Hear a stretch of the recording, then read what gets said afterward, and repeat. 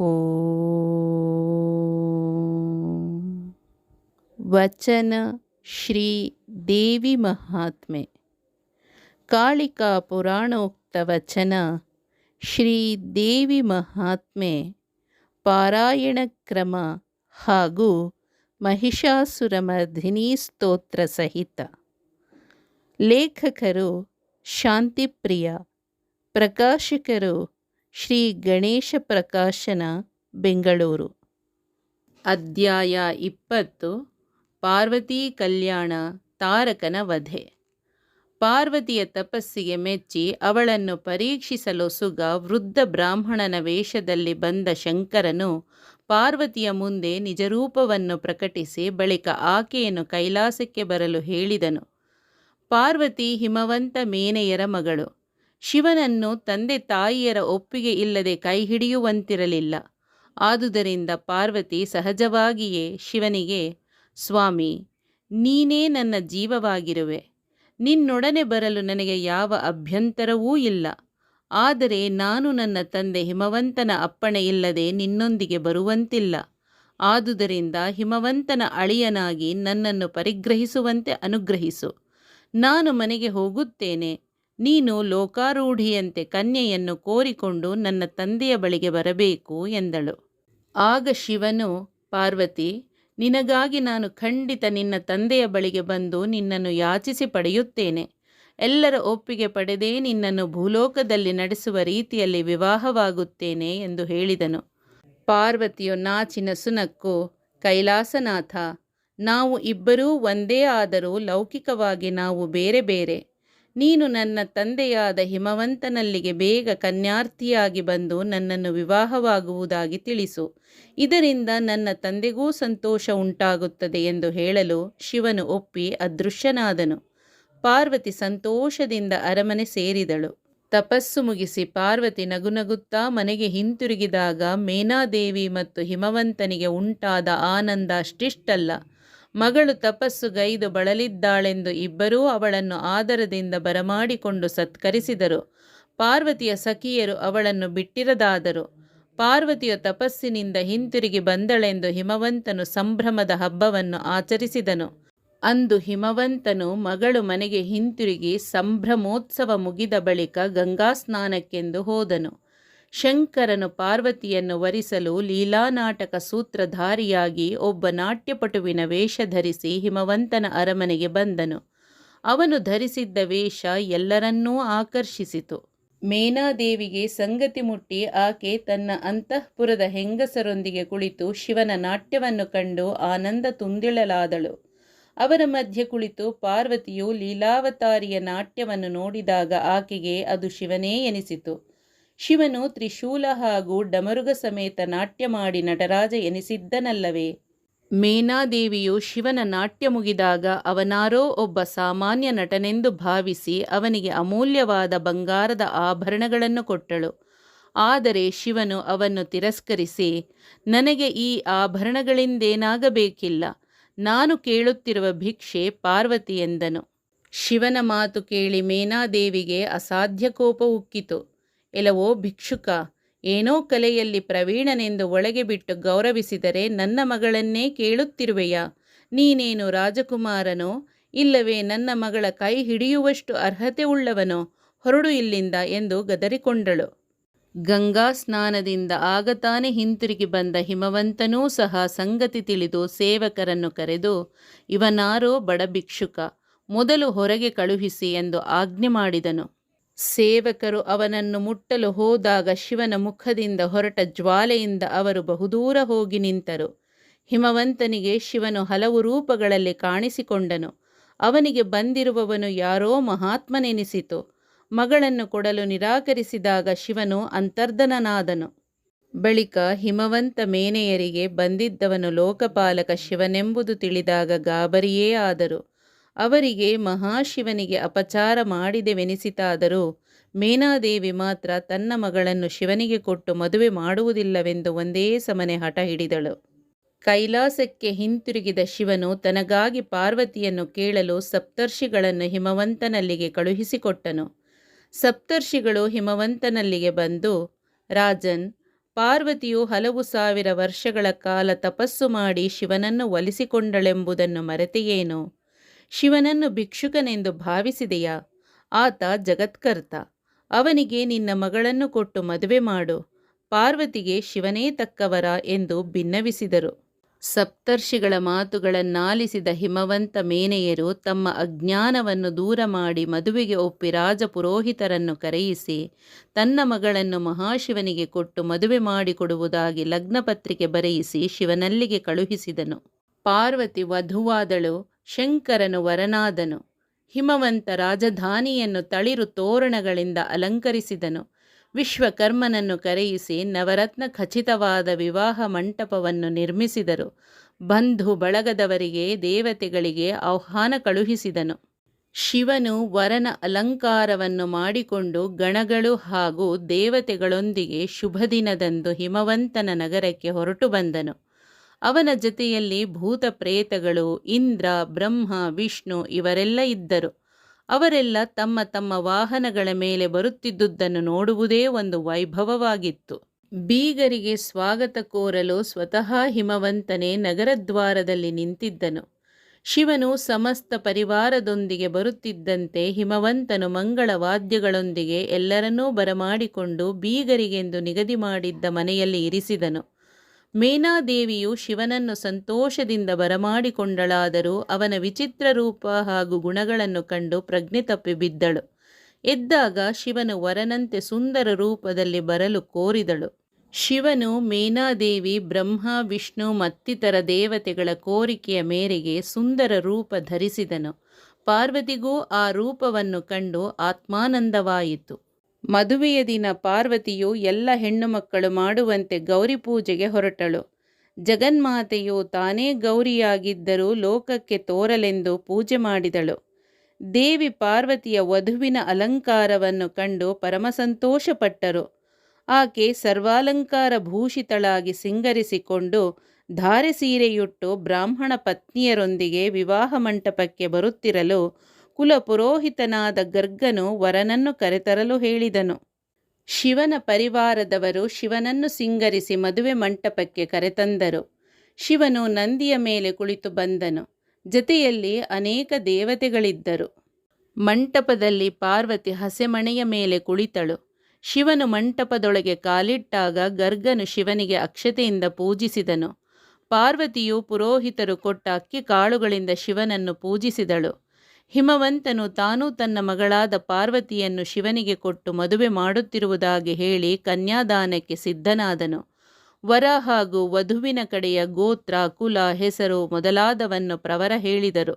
ನಾರದರು ಶಿವನ ಮಹಿಮೆಯನ್ನು ಹೇಳಿದಾಗ ಹಿಮವಂತನು ತನ್ನ ಅಜ್ಞಾನವನ್ನು ಬಿಟ್ಟು ಪಾರ್ವತಿ ಪರಮೇಶ್ವರರು ಜಗನ್ನಿಯಾಮಕರೆಂಬುದನ್ನರಿತು ಬಳಿಕ ಪುರೋಹಿತರು ಮಾಂಗಲ್ಯ ಕಟ್ಟುವ ಮಂತ್ರಗಳನ್ನು ಹೇಳುತ್ತಿರಲು ಹಿಮವಂತನು ಪಾರ್ವತಿಯ ಕರಕಮಲವನ್ನು ಶಿವನ ಕೈಗಿಟ್ಟು ಕನ್ಯಾದಾನ ಮಾಡಿದನು. ಮೇನೆಯು ಹಿಮವಂತನ ಪಾರ್ಶ್ವದಲ್ಲಿದ್ದು ಆನಂದಿಸಿದಳು. ಬಂದಿದ್ದ ಸಪ್ತರ್ಷಿಗಳು, 100 ಋಷಿಮುನಿಗಳು ಪಾರ್ವತಿ ಪರಮೇಶ್ವರರನ್ನು ಹರಸಿದರು.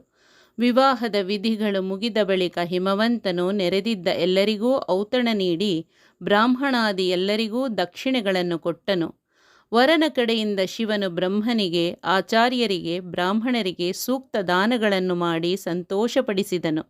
ಶಿವ ಪಾರ್ವತಿಯರ ವಿವಾಹ ಸಾಂಗವಾಗಿ ನೆರವೇರಿತು. ಹಿಮವಂತನ ಕೋರಿಕೆಯಂತೆ ಕೆಲ ದಿನಗಳ ಕಾಲ ಹಿಮಾಲಯದಲ್ಲಿದ್ದು ಬಳಿಕ ಪಾರ್ವತಿಯನ್ನು ಕರೆದುಕೊಂಡು ತನ್ನ ಸಮಸ್ತ ಪರಿವಾರದೊಡನೆ ಕೈಲಾಸಕ್ಕೆ ಹೊರಟು ಬಂದನು. ಭೂಲೋಕದಲ್ಲಿ ತಾರಕಾಸುರನ ಉಪಟಳ ವಿಪರೀತವಾಗಿ ಹೋಗಿತ್ತು. ಯಾಗ ಕಾರ್ಯಗಳು ನಿರ್ವಿಘ್ನವಾಗಿ ನೆರವೇರದೆ ದೇವತೆಗಳಿಗೆ ಹವಿರ್ಭಾಗ ಸಿಗದೆ ಹಾಹಾಕಾರ ಉಂಟಾಗಿತ್ತು. ತಾರಕಾಸುರನ ತಾಯಿ ಮಗನಿಗೆ ಯಾವ ಶತ್ರುಗಳ ಬಾಧೆಯೂ ಬರಬಾರದೆಂದು ಮೌನವ್ರತವಾಚರಿಸುತ್ತಾ ಗೌರಿ ಪೂಜಾ ನಿರತಳಾದಳು. ದೇವಲೋಕದಲ್ಲಿ ದೇವೇಂದ್ರನು ಸಭೆ ಕರೆದು ತಾರಕಾಸುರನನ್ನು ವಧಿಸಲು ಶಿವನಲ್ಲಿ ಮೊರೆ ಹೋಗಬೇಕೆಂದು ಅಭಿಪ್ರಾಯಪಟ್ಟನು. ಇಂದ್ರಾದಿ ದೇವತೆಗಳು ಶಂಕರನಲ್ಲಿಗೆ ಬಂದು ತಮ್ಮ ಕಷ್ಟಗಳನ್ನು ನಿವೇದಿಸಿದರು. ಶಿವನು ಅವರಿಗೆಲ್ಲ ಅಭಯವನ್ನಿತ್ತು ಕಳುಹಿಸಿದನು. ಶಿವನ ಆಜ್ಞೆಯ ಮೇರೆಗೆ ಪಾರ್ವತಿಯು ಗರ್ಭಧರಿಸಿ ಸೂಕ್ತ ಕಾಲ ಒದಗಿ ಬರಲು ಒಂದು ಗಂಡು ಮಗುವನ್ನು ಹೆತ್ತಳು. ಆ ಮಗುವನ್ನು ಕೃತ್ತಿಕೆ ಮೊದಲಾದ 6 ಜನ ಹೆಂಗಸರು ಲಾಲಿಸಿ ಪಾಲಿಸಿದರು. ಪಾರ್ವತಿಯ ಮಗುವಿಗೆ ಕುಮಾರನೆಂದು ಕರೆದರು. ಆದಿಶಕ್ತಿಯ ಮಗನಾದ ಕುಮಾರನಿಗೆ 6 ಮುಖಗಳಿದ್ದು ಷಣ್ಮುಖನೆಂದು ಹೆಸರಿಟ್ಟರು. ಕೃತ್ತಿಕೆಯರು ಪಾಲಿಸಿದ ಮಗುವಿಗೆ ಕಾರ್ತಿಕೇಯನೆಂದೂ ಹೆಸರಿಡಲಾಯಿತು. ಪಾರ್ವತಿಯು ಮಗುವನ್ನು ಬಿಟ್ಟಿರಲಾರಳಾದಳು.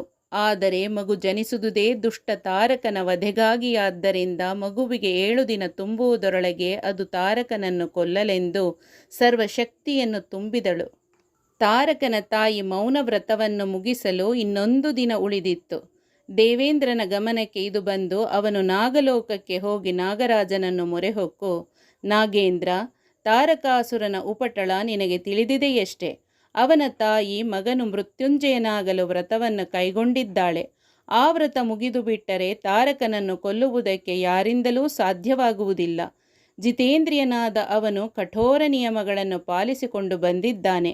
ನಾಳೆ ಶಿವಪಾರ್ವತಿಯರ ಮುದ್ದಿನ ಕಂದನಾದ ಷಣ್ಮುಖನು ನಮ್ಮೆಲ್ಲರೊಡನೆ ತಾರಕನ ಮೇಲೆ ಯುದ್ಧಕ್ಕೆ ಹೋಗುತ್ತಿದ್ದಾನೆ.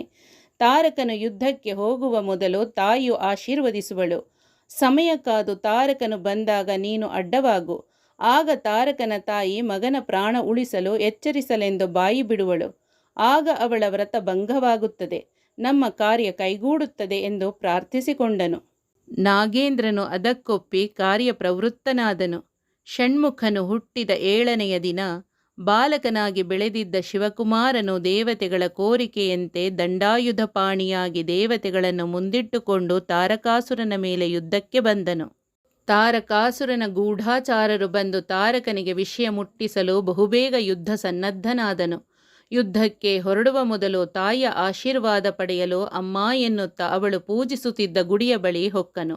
ಅದೇ ಸಮಯಕ್ಕೆ ನಾಗರಾಜನು ಕಾರ್ಕೋಟಕ ವಿಷಯುಕ್ತ ನಾಗರ ಹಾವಾಗಿ ತಾಯಿ ಮಗನ ನಡುವೆ ಹಾದು ಬಂದನು. ತಾರಕನ ತಾಯಿ ಎಲ್ಲಿ ಹಾವು ಮಗನನ್ನು ಕಚ್ಚಿ ಸಾಯಿಸಿ ಬಿಡುವುದೋ ಎಂದು ಮೌನವ್ರತವಾಗಿದ್ದುದನ್ನು ಮರೆತು ಮಗು ಹಾವು ಎಂದು ಕಿಟಾರನೆ ಕಿರಿಚಿದಳು. ತಾರಕನು ಆ ಹಾವನ್ನು ಎತ್ತಿ ಬಲವಾಗಿ ತಿರುಗಿಸಿ ಮೂಲೆಗೆಸೆದನು. ಆದರೆ ತಾಯಿಯ ವ್ರತ ಭಂಗವಾಗಿ ಆಕೆ ಕಂಗಾಲಾದಳು. ತಾರಕನು ತಾಯಿಯ ಆಶೀರ್ವಾದ ಬೇಡಲು ನಿನ್ನನ್ನು ಬ್ರಹ್ಮದೇವನೇ ಕಾಪಾಡಬೇಕು ಎಂದು ಬಿಟ್ಟಳು. ತಾರಕಾಸುರ ತಾಯಿಯಿಂದ ಬೀಳ್ಕೊಂಡು ಬೇಗನೆ ರಥಾರೂಢನಾಗಿ ರಣರಂಗಕ್ಕೆ ಬಂದು ನಿಂತನು. ಅವನೊಂದಿಗೆ 1000 ಸೈನಿಕರಿದ್ದರು. ರಣರಂಗದಲ್ಲಿ ದೇವತೆಗಳು ಒಬ್ಬ ಪುಟ್ಟ ಬಾಲಕನೊಡನೆ ಬಂದದ್ದನ್ನು ಕಂಡು ತಾರಕನು ಗಹಗಹಿಸಿ ನಗುತ್ತಾ, ಅಯ್ಯೋ ದೇವತೆಗಳೇ, ನಿಮ್ಮ ಶೌರ್ಯವೆಷ್ಟೆಂದು ನೀವು ಮುಂದಿಟ್ಟುಕೊಂಡು ಬಂದಿರುವ ಬಾಲಕನಿಂದಲೇ ತಿಳಿಯುವುದು. ಹೋಗಿ ಹೋಗಿ ಒಬ್ಬ ಹುಡುಗನನ್ನು ಕರೆತಂದಿರುವರಲ್ಲ, ಅವನಿಗಿನ್ನೂ ಆಡಿಕೊಂಡಿರುವ ವಯಸ್ಸು. ಹೋಗಿ ಹೋಗಿ ನಾನು ಈ ಹುಡುಗನೊಡನೆ ಯುದ್ಧ ಮಾಡುವುದಿಲ್ಲ ಎಂದು ಕೊಬ್ಬಿನ ಮಾತಾಡಿದನು. ಆಗ ಷಣ್ಮುಖನ ಜತೆ ಬಂದಿದ್ದ ವೀರಭದ್ರನು ತಾರಕನ ಮೇಲೆ ನುಗ್ಗಿ ಬಂದು, ತಾರಕ, ಬಂದಿರುವುದು ನನ್ನ ತಮ್ಮ ಶಿವಕುಮಾರ, ನಿನ್ನ ಮೃತ್ಯು ತಿಳಿಯಿತೆ ಎಂದನು. ತಾರಕನಿಗೆ ತಾನು ಬ್ರಹ್ಮನಲ್ಲಿ ಕೇಳಿದ್ದ ವರದ ನೆನಪಾಗಿ, ಈ ಕುಮಾರನು ಶಿವಪುತ್ರನೆನ್ನುವರು, ಶಿವ ತಪೋನಿರತನಾಗಿರುವನೆಂದು ಕೇಳಿದ್ದೆ ಎಂದುಕೊಂಡು, ವೀರಭದ್ರ, ಶಿವನೆಲ್ಲಿ, ಕುಮಾರನೆಲ್ಲಿ? ಆ ಪರಶಿವನು ನನ್ನಂತಹವರಿಗೆ ಹೆದರಿ ಎಲ್ಲೋ ಹಿಮಾಲಯದಲ್ಲಿ ತಪಸ್ಸಿಗೆ ಕುಳಿತಿದ್ದಾನೆ. ಅವನಿಗೆ ಮಗುವಾಗಲು ಹೆಂಡತಿಯಲ್ಲಿರುವಳು ಎಂದು ಕೇಳಿದನು. ಆಗ ವೀರಭದ್ರನು ಶಿವಪಾರ್ವತಿಯರ ವಿವಾಹದ ಬಗೆಯನ್ನು ತಾರಕನಿಗೆ ತಿಳಿಸಿದನು. ಕೆಟ್ಟೆನೋ ಬಿಟ್ಟೆನೋ ಎನ್ನುತ್ತಾ ತಾರಕನು ವೀರಭದ್ರನೊಡನೆ ಸಮರದಲ್ಲಿ ಹೋರಾಡಿದನು. ಬ್ರಹ್ಮವರ ಪ್ರಸಾದಿತನಾದ ತಾರಕನನ್ನು ವೀರಭದ್ರನು ಏನೂ ಮಾಡಲಾರದಾದನು. ದೇವತೆಗಳು ತಾರಕಾಸುರನೊಡನೆ ವಿಫಲರಾದರು. ಮಹಾವಿಷ್ಣುವು ಬಂದು ರಾಕ್ಷಸನೊಡನೆ ಯುದ್ಧ ಮಾಡಿದನು. ಆದರೆ ವಿಷ್ಣುವೂ ಸಹ ಏನು ಮಾಡಲಾಗದೆ ಯುದ್ಧ ನಿಲ್ಲಿಸಿದನು. ಇನ್ನು ಕಾದರೆ ತಾರಕನು ಮಾಯಾಯುದ್ಧ ಪ್ರಾರಂಭಿಸಿ ಹಲವರ ವಿನಾಶಕ್ಕೆ ಕಾರಣನಾಗುವನೆಂದು ಶಿವಕುಮಾರನಾದ ಷಣ್ಮುಖನು ತಾರಕನ ಮೇಲೆ ಯುದ್ಧಕ್ಕೆ ಬಂದನು. ತಾರಕನು ಎಳೆಯ ಬಾಲಕನನ್ನು ನೋಡಿ, ಮಗು, ನೀನಿನ್ನೂ ಆಟವಾಡಿಕೊಂಡಿರಬೇಕಾದವನು. ಯುದ್ಧದ ನಿಯಮಗಳನ್ನು ನೀನೇನು ಬಲ್ಲೆ? ನನ್ನ ಒಂದೇ ಒಂದು ಬಾಣ ಸಾಕು, ನಿನ್ನನ್ನು ಕೊಂದು ಹಾಕುತ್ತದೆ. ಈಗಾಗಲೇ ನೋಡಿದೆಯಾ, ನಿನ್ನ ಕಡೆಯವರಾರೂ ನನ್ನನ್ನು ಗೆಲ್ಲಲಾಗಲಿಲ್ಲ. ನೀನು ಮನೆಗೆ ಹೋಗು ಮಗು ಎಂದನು. ಆಗ ಶಿವಶಕ್ತಿ ಸಂಪನ್ನ ಆದಿಶಕ್ತಿ ಅಂಶದ ಕುಮಾರನು, ಎಲವೋ ತಾರಕ, ಕಾಲಹರಣ ಮಾಡಬೇಡ, ನಾನು ಬಂದಿರುವುದೇ ನಿನ್ನನ್ನು ಮುಗಿಸಲೆಂದು, ಧೈರ್ಯವಿದ್ದರೆ ಹಿಡಿಬಿಲ್ಲನ್ನು ಎಂದು ಗುಡುಗಿದನು. ಷಣ್ಮುಖನ ಮಾತು ಕೇಳಿ ತಾರಕನು ರೋಷಾವಿಷ್ಟನಾಗಿ, ಎಲವೋ ಬಾಲಕ, ನನಗೆ ನೀನೆಷ್ಟರವನು, ಇದೋ ನೋಡು ಎನ್ನುತ್ತಾ ಕುಮಾರನ ಮೇಲೆ ಬಾಣ ಪ್ರಯೋಗ ಮಾಡಿದನು. ಆ ಬಾಣ ಕುಮಾರನನ್ನೇನೂ ಮಾಡಲಿಲ್ಲ. ಆದಿಶಕ್ತಿ ಪ್ರಸಾದಿತ ದಂಡರೂಪಿ ಶಕ್ತ್ಯಾಯುಧವನ್ನು ಷಣ್ಮುಖನು ಎತ್ತಿ ತಾರಕಾಸುರನನ್ನು ಬಲವಾಗಿ ಹೊಡೆದನು. ಅದರ ಆಘಾತಕ್ಕೆ ತಾರಕನ ದೇಹವು 1000 ಹೋಳಾಗಿ ಸತ್ತು ಬಿದ್ದನು. ಯುದ್ಧವನ್ನು ನೋಡುತ್ತಿದ್ದ ದೇವತೆಗಳು ಷಣ್ಮುಖನಿಗೆ ಜಯಕಾರ ಮಾಡುತ್ತಾ ದೇವಿ ಮಹಾತ್ಮೆಯನ್ನು ಕೊಂಡಾಡಿದರು. ತಾರಕಾಸುರನಂತಹ ದುಷ್ಟನ ಸಂಹಾರದಿಂದ 3 ಲೋಕಗಳಲ್ಲಿ ಶಾಂತಿ ಉಂಟಾಯಿತು. ದೇವಿಯು ಸಂತೋಷಪಟ್ಟಳು. ಶೌನಕರೇ, ದೇವಿ ಮಹಾತ್ಮೆಯಾಗಿರುವ ಪಾರ್ವತಿ ಕಲ್ಯಾಣ ಹಾಗೂ ತಾರಕಾಸುರನ ವಧೆಯನ್ನು ಸಾಂಗವಾಗಿ ಹೇಳಿರುವೆ.